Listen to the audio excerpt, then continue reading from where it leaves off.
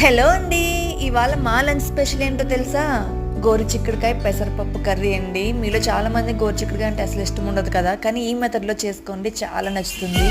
First ఏం చేయాలంటే గోరుచిక్కుడుకాయని చిన్న చిన్న పీసెస్‌లా కట్ చేసుకొని అందులో పసుపు, ఉప్పు వేసి కొంచెం వాటర్ వేసి బాయిల్ చేసుకోవాలి. అవి బాయిల్ అయ్యేలోపు వేరే ప్యాన్ పెట్టుకొని అందులో పోపు దినుసులు, జీలకర్ర, పచ్చిమిర్చి, కరివేపాకు అవి ఫ్రై అయిన తర్వాత 1 అవర్ పాటు నానబెట్టుకున్న పెసరపప్పు వేసి కూడా కాసేపు ఫ్రై చేసుకోవాలి. ఈ లోపు మనం ఎండు కొబ్బరి, ఎండుమిర్చి, వెల్లుల్లి వీటిని ఫైన్ పౌడర్లా చేసి పక్కన పెట్టుకోవాలి. నెక్స్ట్ మన పెసరపప్పులోనే బాయిల్ అయిన గోరుచిక్కుడుకాయలు చూసారు కదా, ఒక 75% బాయిల్ అయిన గోరుచిక్కుడుకాయలు కూడా వేసుకొని ఫ్రై చేసుకోవాలి. ఒక 10 మినిట్స్ మగ్గిస్తే సరిపోతుంది. అవి మగ్గిన తర్వాత లాస్ట్లో మన మసాలా పౌడర్ ఉంది కదా, ఎండు కొబ్బరి పౌడర్, అది కూడా వేసుకొని కలుపుకోవాలి.